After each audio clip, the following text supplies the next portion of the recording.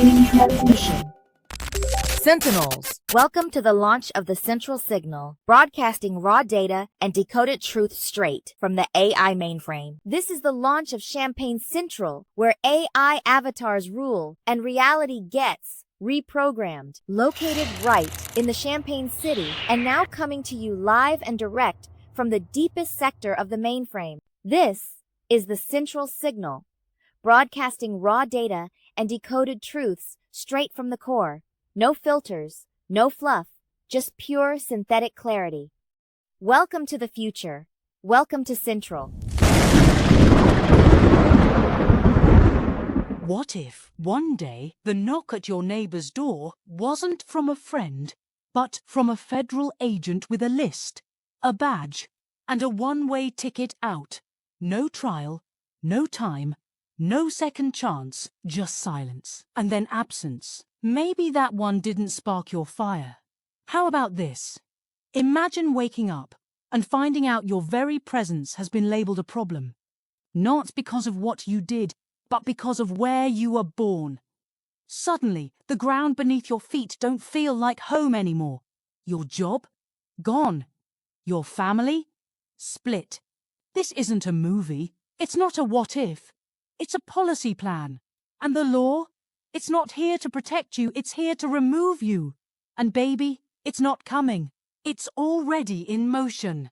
What happens when a nation decides that the people who helped build it no longer belong in it? Welcome to the Playbook for Power, Project 2025 in motion.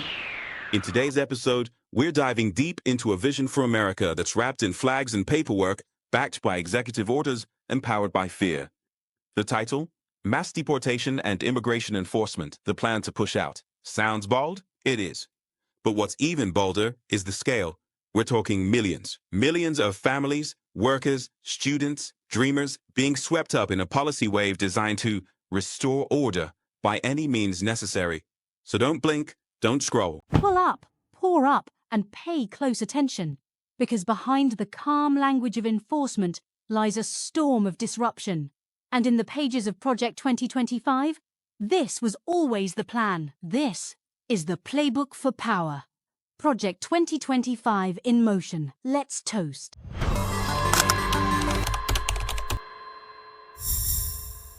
Let's rewind to the 24th of January, 2025. That's when the Trump administration dropped a fresh executive order focused on ramping up immigration enforcement. The order called for the mobilization of new immigration task forces, a national mandate to identify and prioritize undocumented individuals for removal, and a reinstatement of expanded cooperation between local law enforcement and ICE. In plain talk, that means your local police could now double as deportation agents, even without a federal badge. Now here's where it gets deeper. Because this isn't just a random order. This move is straight out of the pages of Project 2025. A strategic plan developed by the Heritage Foundation and over 50 conservative partners to reshape America's government and culture. It outlines a national goal of deporting millions of undocumented immigrants, even using military facilities as detention centers. And what's the justification? They say it's about restoring law and order. But let's be real, this isn't about policy. It's about purging people. So what does this mean for real people, real families? It means more family separations, more children traumatized, and more hard-working people, many of whom have lived here for decades, being torn away from their homes, jobs, and communities. It also means increased racial profiling. If you look undocumented, you're suddenly suspect. It means surveillance, raids, fear. And don't forget the last time we saw policies like this.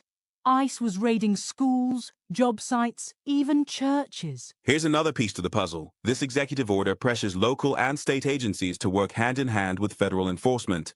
Think sanctuary cities?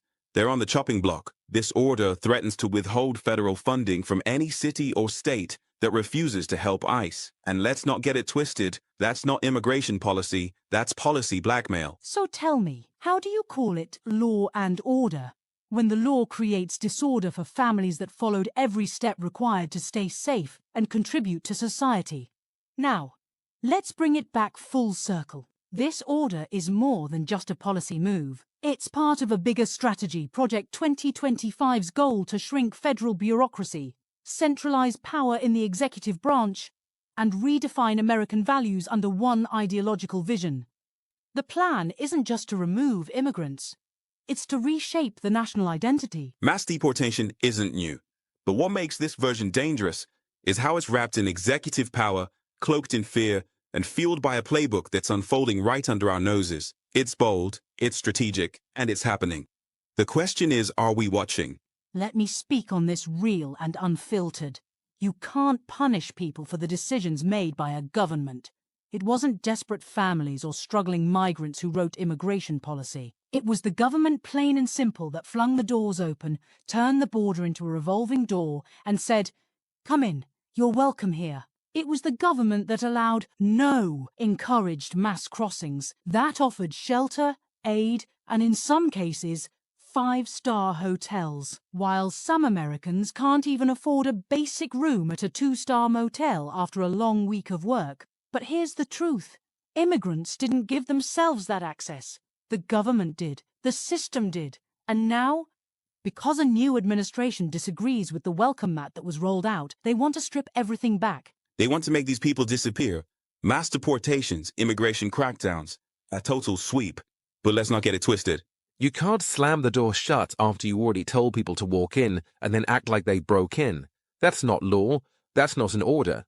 That's gaslighting with a badge and a policy number. And whether you agree with open borders or not, punishing people for following the path the government laid out, that's not justice.